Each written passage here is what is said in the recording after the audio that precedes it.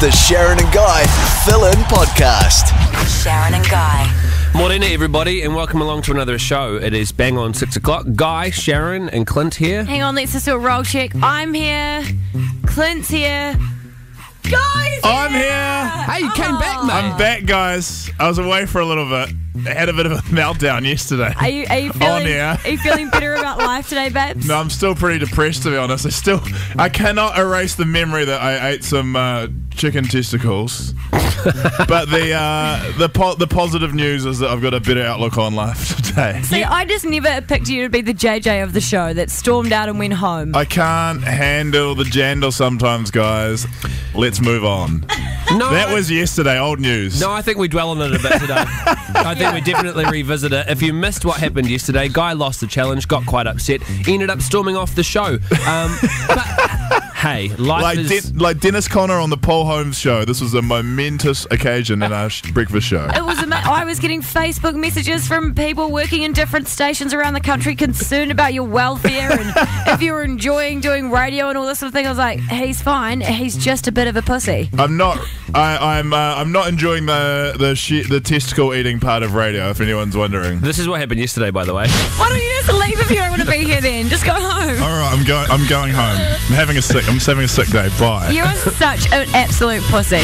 And we thought he was joking, but he never came back. I reckon that clip didn't even do it justice. I got even more dark than that. I think at one point I was like, you guys suck at doing pranks and you suck at life. Oh, we didn't get that highlight off because that was just normal guys.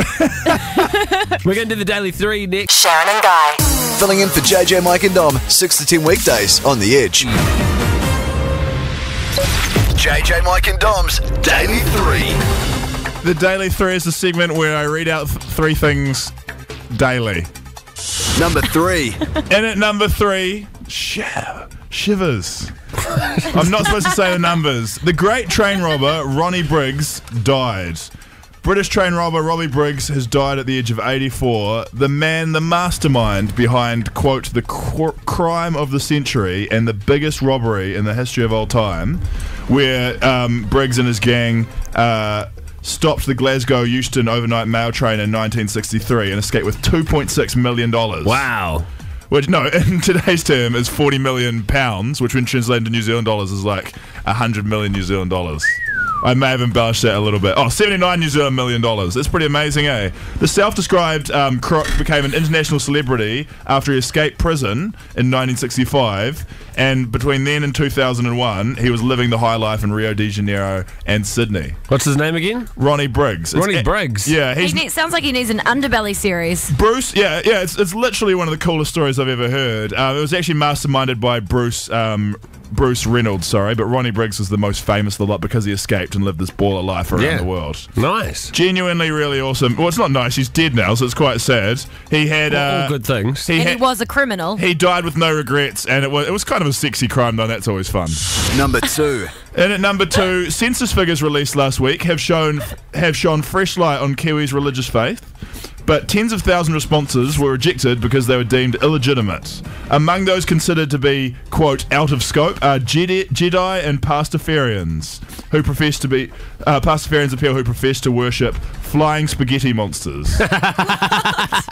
Which is pretty awesome, but I do feel sorry for the Jedi people because every year they give it a good crack. I mean, I reckon probably it's the census people going, look guys, the gag's getting old if you don't get for like 5 censuses in a row.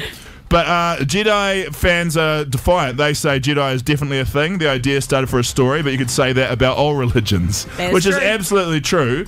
I do feel sorry for them, though, that only 315 people are listed as Scientologists, and yet that's counted as a church. Yeah, true. So, the Jedi and Pastafarian fans out there, sorry, you're still no longer a religion. Number 1. And at number 1 today, Len Brown. Sorry, I decided to up the ante because I thought this Daily 3 is going nowhere. I'm like, gotta up the pace. And at number 1 today, I think I've had interesting stories today, by the way. Just if you want to text and go, hey, guy, the Daily 3 was great today. Well, and at number 1 today. Feel free to that. Auckland Mayor Len Brown is facing a no confidence vote today. quarter of the city councillors propose a motion. The reasons being the essential lack of credentials of judgment, honesty, integrity, and credibility, and blowjobs in the Ngāti Whātua room. So it's quite an awkward situation. What do you guys reckon? Do you guys reckon that he should stay or should he go? I think he should stay in there because, I mean, he's done some really good things for Auckland while he has been in charge. I mean, everyone has a dalliance now and then. I mean, how many people... I love the word dalliance. No, how many people, let's be honest, have hooked up or slept with somebody at work? No one put their hand up there. You've picked a bad room. Chang is reading it. Clint Clint I has. have.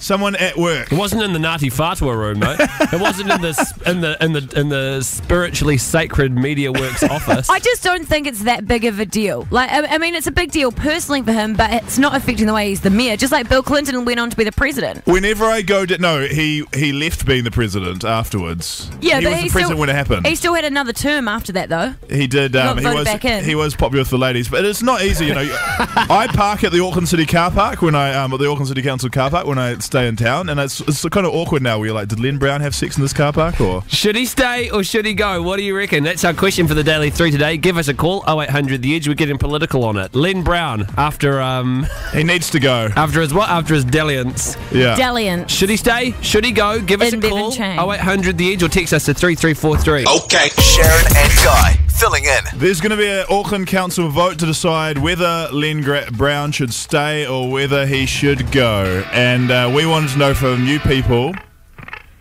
We've tried to play should we stay or should we go right there, but we've got the wrong part of the song, so it'll take a while for the chorus to kick in. But it'll definitely be relevant soon. well, let's still stay with the joke. Wait. Hang on. Should I stay or should I go? Nailed it. So should Len Brown stay or should he go? Jared, what do you think? I think he should go. I mean, if any other mayor or the Prime Minister done that, they'd be gone. So, you know, he's down the road. Imagine the field day that New Zealand would have if John Key had an affair. That'd be amazing. Anushka, what do you think? Well, I think he should stay because seriously, if all the married men were expected to leave there, I'm trying to Thank you, Anushka. I couldn't hear you. I think what Anushka said is that if every married man that had an affair had to quit their job, then none of them would have jobs. I think there's poor reception in the Ngāti Whātua room. Yeah. Marcus, what do you think? Should Len Brown go or should he stay? I think he should go. If you remember, he's been dodgy since day one. When he was Manukau Mayor, he got caught with his fingers in the till, spending on the credit card and not paying it back. Very good point. He didn't actually get caught with his fingers literally in a till. But yes, he did spend some money, and then, yeah, good point. And then he did his crying and hit himself in the face thing as a mock Crocodile Tears apology. He's dodgy. He does seem like a little bit crazy. He's nuts. I've got an interesting story. Can you guys remember when he went on Campbell Live and did that like heartfelt, like, I'm so sorry, and I just want to think about my kids? Yeah. When he left that interview, it was just a week after me and Little Guy had interviewed him, and we'd asked him stupid questions like, does he love to party? And we'd done some pelvic thrust with him and stuff like that. Mm-hmm. Not realizing that he'd had an affair. After he did the Campbell Live article, his press secretary looked at me, gave me a wink, and goes, that interview was way easier than your one last week, mate. And then walked off really smugly. So I don't think he's sorry. I don't think he regrets doing this. The interview, revealing his cheating affair was easier than his Jono and Ben at 10 interview. Yeah, which were the questions were being asked by a 7-year-old boy through an earpiece to me. That was probably because all his questions on John Campbell's show were probably on an auto cue for him. The answers, what he should say, or he had an earpiece as well telling him what to say. Yeah, exactly. Well, that's exactly my point. I don't think he's. I agree with the last caller. I don't think he's sorry at all. What do the people think on the text machine? The text machines are coming in now. He needs to go. It's not about the affair. He claimed the benefit from the hotel. He probably shouldn't have, and then hit it behind his back. I think he claimed a benefit from a hotel, but I get what you're saying. He did benefit a little bit. No one cares about stupid Jaffa news. Where's the Nelson news at? Thank you so much for sending that in. Nelson news will be coming out later on. Woohoo! I wonder if Len blindfolded her with his shoelace. Okay, we've got a lot of casual racism coming in. Oh my god! Of all the racist jokes you could do, like, there's so much better like boning jokes you could do. You call him the Minister of Foreign Affairs or the I can't think of a second one, but just try not to do racist ones if that's at all possible. So basically, the general consensus is that he should stay or that he should go. The general consensus is that he should stay. Really? Because he hasn't actually technically done much wrong besides take a couple of hotel rooms at a bit of a discounted rate. I think they should let his wife decide. I just don't think he should sleep with a woman called Bevan. It's not even a woman's name. And that, ladies and gentlemen, concludes today's Daily 3. Sharyn and Guy. Filling in for JJ, Mike and Dom. Justin Bieber made the world go, yay! And then go, yesterday because he announced on a radio show that he was going to be retiring. And the cool thing about this is that he kept up appearances by being just as annoying when he said this as well, because he was allegedly quite stoned when he said it. How can you want this to retire? I did not notice that you have gone back to the very first song that he pretty much released instead of his recent stuff. This is a tune. I suppose even if he retires, the music will live on forever. Exactly.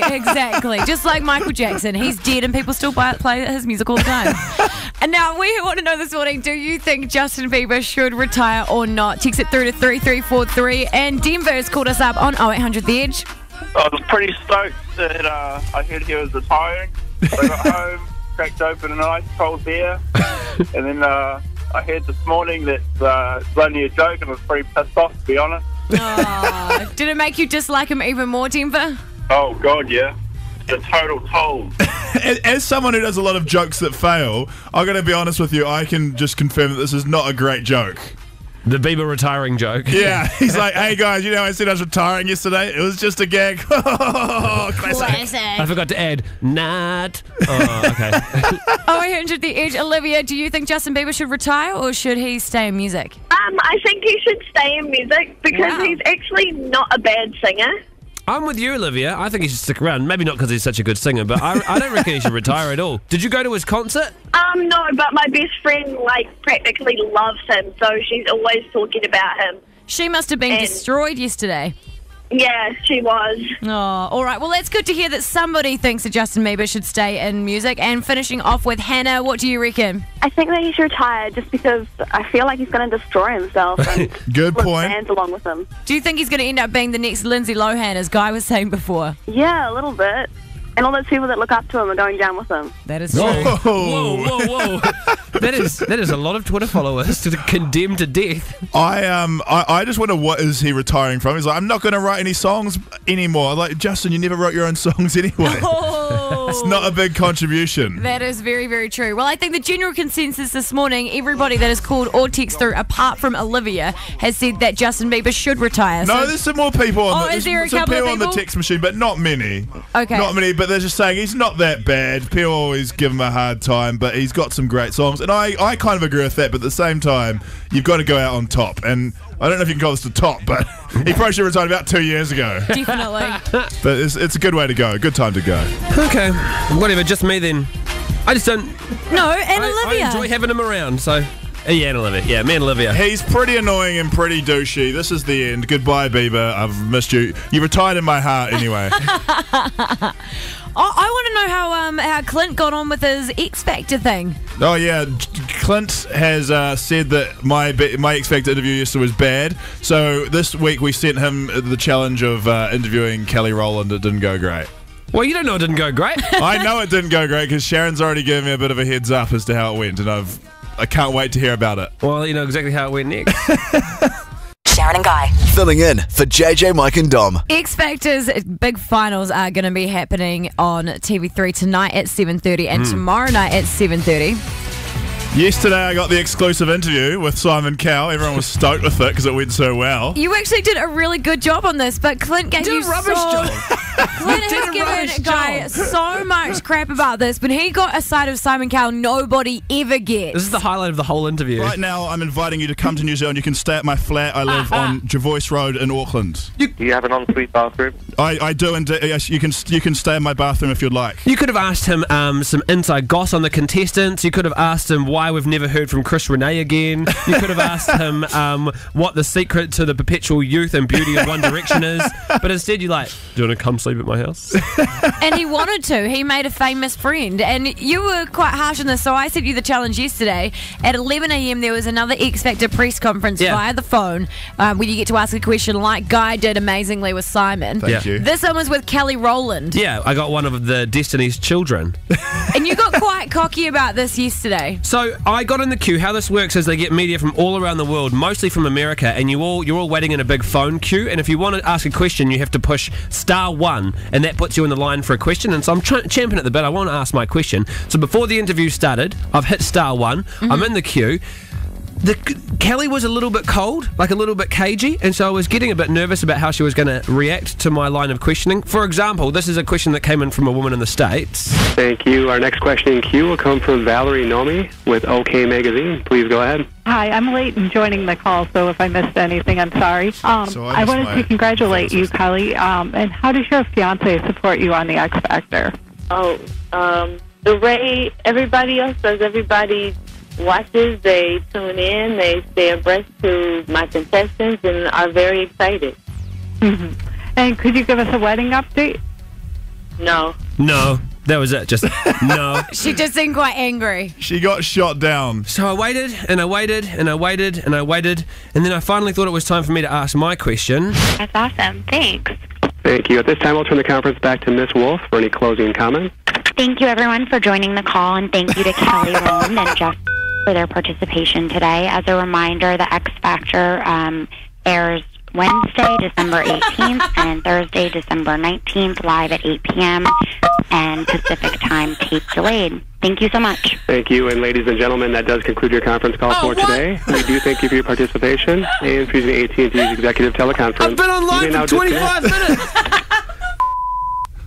I had a great question ready to go. Oh, this is bull. So basically, I sat there for half an hour. All those beeps you could hear, that was me trying to get back into the queue, pushing *1 again. I never actually got to ask the question, guys. That is actually the worst interview ever. Of all time. That is worse than the time that JJ just was going, Kim at Kim Kardashian. That is a terrible, terrible interview. What was the question you were going to ask? I had an audition for it. I had some classic Destiny's Child banter to do, and was going to sing her one of her formative tracks. What is some classic Destiny's Child banter? I'm very interested. Oh, it was going to come in the moment. I'm not going to use it on you. Hang on a second. I would just really love to play back yesterday your bragging about how amazing at interviews you were, just for people to realise how cocky you were. I'm not here to tear down. There is room to grow. Well, you know what? At 11 a.m. this morning, we have another X Factor press conference to be done. Maybe you should do it and we'll play back your version tomorrow. You're on. All I'm saying is, no better, no worse. I didn't get a chance to shine. You didn't even talk to him. You can say what you want about my interview skills, and let's be honest, they leave a lot to be desired. But at least I operated the phone and spoke to the subject of the interview. So I think it is time, Clint, that you need to move on. You need to apologise. You need to apologise to Guy and tell him he is better at doing interviews than you are. Okay, Guy, by default. Look him in the eye. Guy. Yeah. By default. Apology not accepted. I want it in writing and sent to me on my desk, autographed by you and Kelly Rowland. Let's do this. Sharyn and Guy. Filling in. And now it's time for Nelson News, proudly brought to you by Grey Power. It's like a gang for old people in Nelson. And here's Guy Williams now with Nelson News. Damn it, I thought that I was going to I got really caught up in that Lupe Fiasco song. I should have left. I got excited. I thought Clint was going to say the legend that is Nelson News, but instead he was talking about Ron Burgundy. I saw your eyes light up and you thought we were talking about this, but no. Now, Nelson News doesn't have to be from Nelson. It could also be from Blenheim. Unlikely it's from Blenheim because those guys are losers. Hate you, Blenheim, the enemy of Nelson, the mortal enemy of Nelson. So this week, the first installment of Nelson News, it can come from anywhere. It comes from Invercargill, where an Invercargill man has done a very Nelson thing. He's thrown his half-eaten burger at a restaurant manager, complaining that it contained too much lettuce. He was told that he, quote, had issues by the judge when he appeared in Invercargill District Court yesterday. I love the judge going, you've got issues, bro. Rory, of course his name's Rory McLeod Burfoot, 20, it's classic Nelson name, Rory, my dad's named Gary, it's just kind of names you have when you're down in Nelson and Invercargill and stuff like that, was convicted of assault when he appeared before a judge, Christina Cook. Barefoot walked up to the counter complaining there was too much lettuce in his burger and demanded his money back. The manager asked the man to leave, but Barefoot resisted and then threw his burger at the manager. Barefoot represented himself in court. Why wouldn't you? Just give it a crack. How hard can this legal system be? It's not like you need years of training. He was sentenced almost instantly to 100 hours of community service. Classic Nelson-style story there. Now, I know you people are going, that's not from Nelson. Well, I've got a proper Nelson story here. Ricky, for those of you who know me a little bit, know that I love to talk about Natureland Nelson Zoo. It's not really a zoo. It's just a prison for like goats and stuff like that. Nelson Zoo Natureland was most famously known for Ricky the disabled monkey. Ricky was a monkey that like couldn't function his body good, and as a result just kind of spazzed around in his cage a little bit.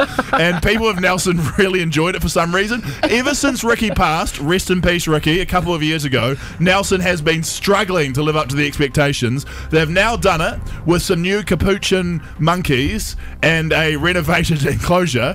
The story is called Nelson Monkeys, quote, love renovated enclosure. I love how the journalist has written love in quotes, like they're taking the piss out of the story themselves. Mike Rutledge and Meg Selby, the spokesperson for the Tahunanui Zoo, that's Natureland, have set about trying to, quote, modernise the primates enclosure. This is a direct quote. Miss Selby said they have, quote, ripped out the interior of the original enclosure, including logs and ropes, and have now added new ropes. That's the end of the quote.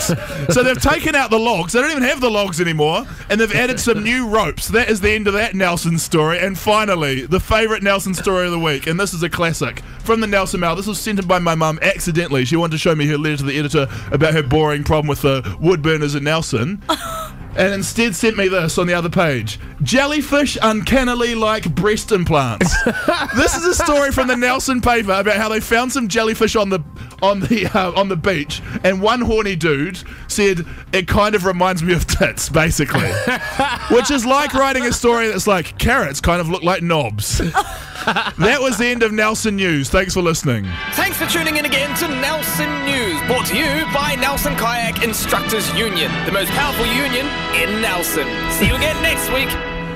Oh, God. Another classic installment, keeping you up to date with all the hot news from Nelson and other places like Nelson. Well, that happened. If you would like to share a small town story, a small town news story. Doesn't have to be from Nelson, but not from Blenheim, though. Nothing from Blenheim. Nothing from Blenheim. They're my enemy. Can something come from my town of Rotorua? Oh, dear. I'd love some Rotorua news, mate. There's always news See coming out. We want to know what's happening in the provinces. Please call into 0800 The Edge or text us at 3343. If you've got some news to share, phone us up now. Sharyn and Guy. Filling in. That was another edition of Nelson News that we've just gone through. And the feedback is We always... did go through it. It did feel like something to go through. It's mixed, but it's your chance to share some Nelson News with us as well. And now it's time for Nelson News, proudly brought to you by Grey Power. It's like a gang for old people in Nelson. And here's Guy Williams now with Nelson News. Growing up in Nelson, it was such a boring place that I genuinely, I'm not making this up, grew up thinking that Grey Power was a gang.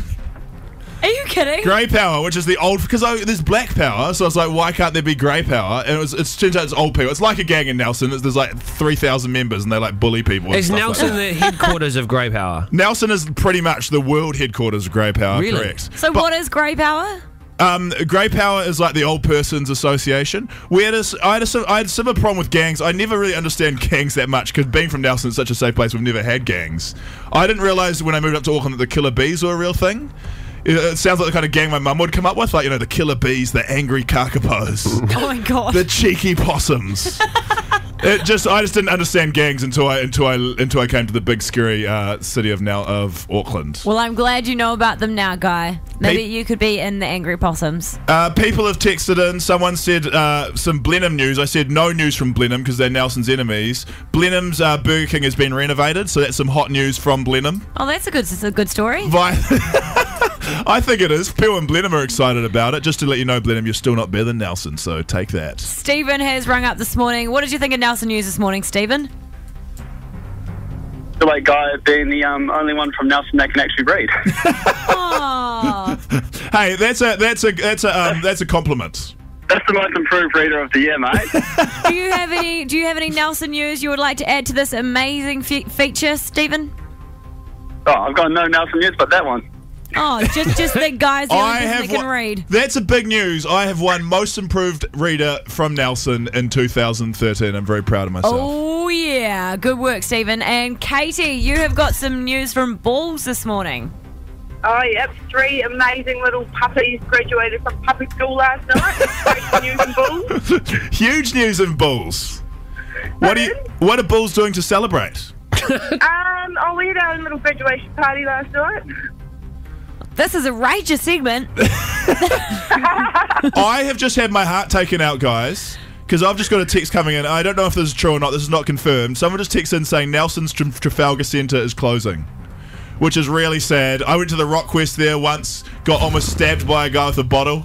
So if the Trafalgar Centre is closing, that is absolutely horrible news that no one wants to know. Awesome. Well, thank you so much for once again bringing us the big pressing issues. Thrilling instalment. Keep your Nelson news coming in. So just don't worry about it.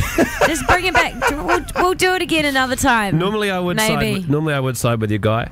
Yeah. But I think maybe we'll give Nelson news a rest for the morning. Yeah, we'll just not get any more calls. I mean, I really think we got the icing on the cake when we had the girl whose puppy graduated from puppy school. Shout out to the Motueka 4x400 meter relay team who have just won National Athletics Championship gold. That's some Motueka news for you. Near Nelson, but not quite Nelson. That was a better story. Motueka is the place where they put the Wins and the liquor store in the same building, by the way. That's where they've got that. It's a classic place. Sharyn and Guy. Filling in for JJ, Mike and Dom, 6 to 10 weekdays on The Edge. Now, Will, one special moment in my heart personally, and one of the greatest moments for me as a New Zealander, was Brett McKenzie receiving the Oscar for Best Original Song. And now you presented it to him. What was that like? Yes.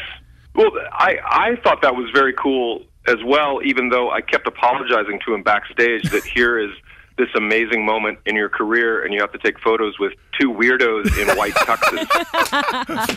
But he was just so giddy. He was like, oh, I don't care. This is fantastic. So I was really happy for him being such a fan of Flight of the Conchords that I thought it was so cool. Yeah, and are you still playing the cymbals? You know, when I get time. Most people find that instrument when you're playing it solo to be very annoying. You know, I can't do it around the house really, so I usually have to just go to a city park and just practice my cymbals. Because it must be quite hard being married to you, because when you just said that then I just thought, oh man, I felt sorry for your partner, because you must be quite full on to live with. Well, no, I think you just find me annoying after a while and ask me to stay in another room. Aww. My wife kind of just humors me. Well, because I had to talk to you you had to bear with me on the red carpet a couple of days ago in Sydney, and now you've been doing press non-stop. Is it grueling to have to come to Australia and get asked these questions? Who's your favourite cameo over and over and over again? No, I find it very relaxing. Actually, the honest answer is that's why I kept saying to the studio, can we all go down as a group? Because to have the whole cast together, it's just so much fun, and it's, you know, if you're doing interview after interview just by yourself, it can be somewhat taxing. But the fact that we were all together and getting to do all this press, it's been nothing but fun. Awesome. Well, it's been an absolute honour to talk to you, Will. We love you very, very much. Did you get my wedding gift? No, you didn't get me anything. I was like, Will, you're my richest friend, and you didn't even send me anything. Yeah. I must have got hung up in customs. I bought you a pony. Did you? Aww. Check with the local customs official, okay? There should be a pony. If it's still alive, I don't know. I hope they fed it. Well, it has been a year and a half, so he may have died by now. So thanks for the dead pony. I hope he hasn't. He's beautiful. And just finally, Will, obviously you've got a lot of fans in New Zealand. Do you have any life advice for the children of New Zealand, for the people of New Zealand, and especially the children? Just to go for your dreams, you know? Try to get off that godforsaken island. Oh, will you ever actually visit our island? No, that's a joke. I do not believe you at all. Well, thank you so much for talking to us. We really do appreciate it. It means a lot. All right, guys. Thanks for having me again. Thanks, guys. Thank you. And there you go. That's him. That's Will Ferrell. I love him. He is so lovely. If you did miss the first part of the interview, we'll have it all online, theedge.co.nz. Okay. Sharyn and Guy. filling in. We have some weird texts coming in. One of my favourite texts that I've ever received from The Edge was a dude who texted in to tell us to brag that he got engaged on the log flume at Rainbow's End, and he got on the Paul Holmes show because of it. Back in the day, I love the things that New Zealand people will put on TV. Any story that involves Rainbow's End already interests me, but if it involves Paul Holmes, then you know it was a breaking news story. The problem is he got divorced. It didn't last. I wonder if it lasted. I wonder if she divorced as soon as they got to the bottom. They got splashed with water. And she's like, "This is never going to work." So what we wanted to know is the weird things that someone has done for you for love. Just those weird gestures that you've had done towards you, and maybe you appreciated them, but more to the point, we'd like to know the ones that you were just like, this is a bit weird. Someone's texted already saying, we've got to get this person on the phone. My boyfriend 5 years ago asked me out on a log flume at Rainbow's End. Just a great place to do it, I reckon. With the paddle pop lion looking at you and the... and all the creepy puppets. Yeah. The weirdest thing for me that anyone's ever done for love for me, and it's Sam, I love you, but it was a bit weird. My biggest love of my life, Sam from Dunedin. She always sends me presents, and I love her forever. But this year's Christmas present, she sent me a box of five boxes of cereal with my face. Different Facebook photos of my face stuck onto each one. Oh my god! So I've got some honey puffs with a weird shot of me eating some cereal glued onto the front of it for no particular reason. So it's cereal for you to eat with pictures of you eating cereal on them? Yes, basically. Love, it's no ordinary thing. That's the thing that concerns me about that. If that's what the cereal that she sends to you looks like, imagine what the cereal she uses looks like. That'd be creepy. I've had something similar. I had someone send me a collage of photos of myself. Yeah. It's like, nothing's going to get me going about love more than a big bunch of pictures of myself. You love looking at pictures of yourself, don't you? It was just a weird gesture. It's like, here's what at least Photoshop pictures of us together. I had an ex-boyfriend called Arahia, and he used to live in Wellington. Shout out to Arahia. And he lives in Australia. He lived in Wellington and I lived in Marston. We were doing like this long-distance relationship thing. And I was like, I really miss you. And you know how you say things that you miss about the person? I was like, I really miss your perfume and like blah, blah, blah. So I got this courier package to work the next day. And Arahia had sent me a T-shirt that he had to wear at work. It was like, Sound, sale, $15 CDs or something. So it wasn't even his T-shirt. But he doused it in his perfume. Whoa. And then couried it to me. I was like, if you're going to send me a T-shirt that smells like you, at least make it not one that you have to wear at work sometimes. Like, make it a proper T-shirt. But that was what he sent as his weird thing to send me for T-shirt love. with the scent on it. I did sleep with that a lot of times, though. It made me feel like home. Smelled like him. But we want to know the weird things that people have done for your love. Call us on 0800 The Edge or text us to 3343. Ashley, tell us your story. No, that's not Ashley, remember? Oh, no, sorry. The mainframe has broken. The Phoenix system at the Edge is down. We're going to get your calls. Sorry, guys. Get your calls coming in now. 0800 The Edge. Sharyn and Guy. Filling in for JJ, Mike and Dom. And there are some very weird ones on the phone as well. 0800 The Edge. Good morning, Kitty.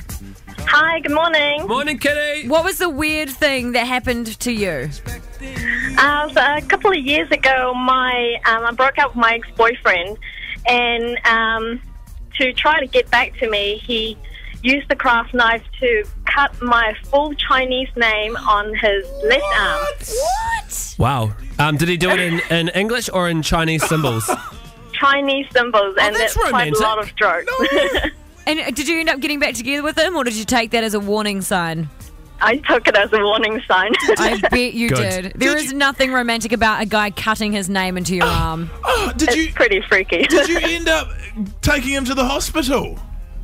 Oh, no, I didn't. I think his friend did. He showed me afterwards because when I saw it, it's not all bloody and stuff, but little scabs and ew, it's disgusting. So he used like a metal knife to cut into his arm?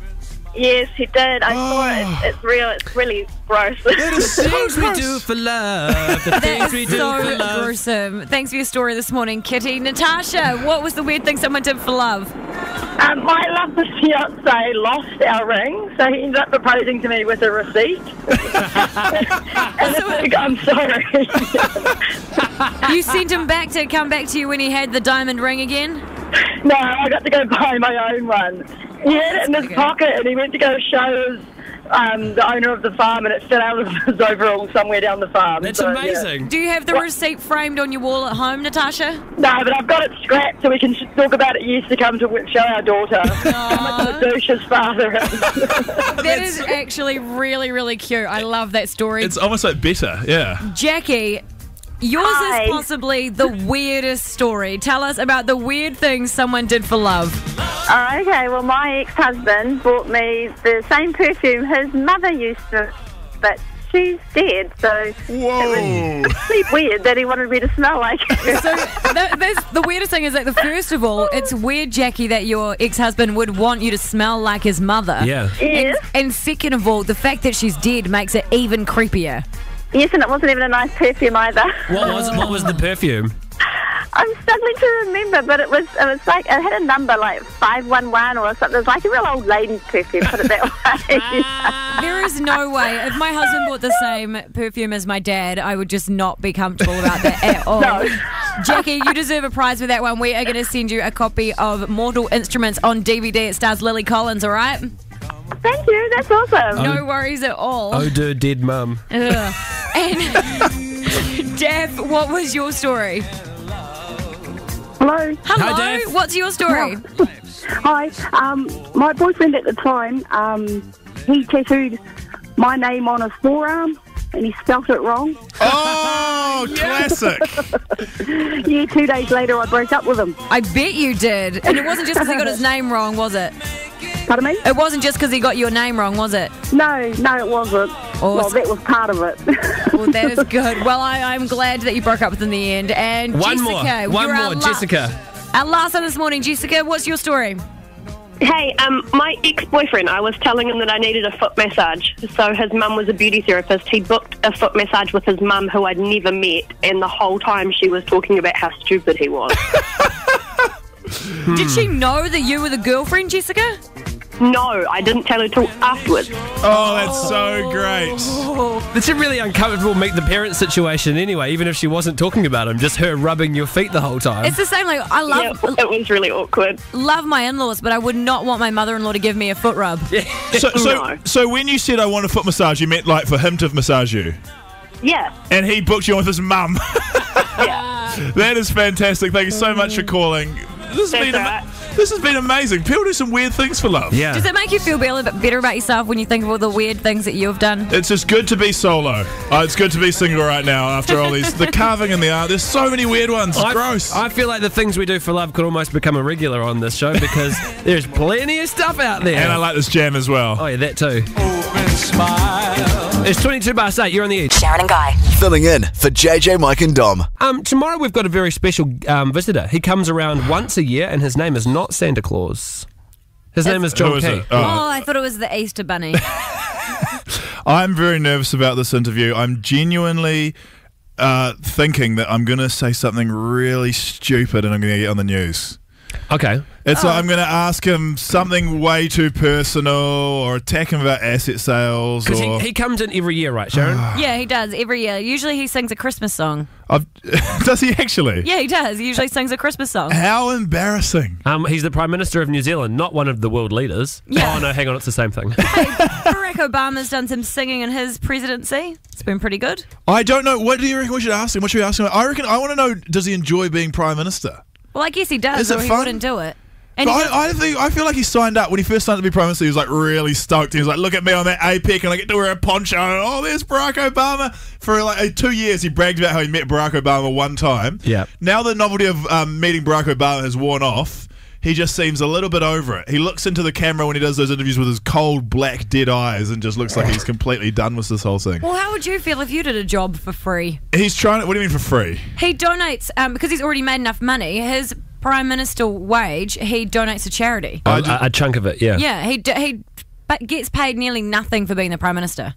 He gives most of the money away. But it's optional. Like, I'd prefer to have a Prime Minister who wanted to be Prime Minister as opposed to some guy just doing it because he's doing it because he feels sorry for New Zealand. No, that's what I mean, is that he must clearly really want to do it if he donates most of his paycheck. Why does he do it, do you think? What motivates him? That's what I want to know. I guess he cares about the country. Do people text in? If you've got a question that you want asked, I'll ask it on behalf of you because I'm nervous about this. So if people have good ideas. Are you nervous because you don't want to ask the wrong questions, or are you nervous because you regularly cyberbully him on Twitter? That as well. We've also got to ask him why his Twitter account is so incredibly boring. He's like, I was at the Pink Bats factory today. Here's a photo of me and a hairnet. It's probably. He's the worst Twitter account in New Zealand. He's got 100,000 followers, so we can definitely ask him about that. That's one question down. Are you Twitter jealous of him? A little bit jealous, yeah. Well, considering he probably doesn't tweet himself. I reckon when he's in here tomorrow, we check his phone to see if he even has Twitter on his phone. I bet you $100 he doesn't. See, this is where the interview's going to go wrong. We're going to attack John Key, try and wrestle his phone out of his hand to check if he's got a Twitter account. Do you think he'd give us a shout-out on Twitter? Could that be your challenge tomorrow, to get a Twitter shout-out from John Key? A Twitter shout-out from John Key would be a privilege and an honour. That's something to aim for. And please text through to 3343 any questions you want to ask John Key. And don't just make it, why are you a dick for selling all the assets? We will ask that as well. We'll call him a dick. But more importantly, we just want some clever and funny questions to ask John Key. John, if you're listening at the moment, we're quite looking forward to having you listening, in, mate. Definitely. He will be listening.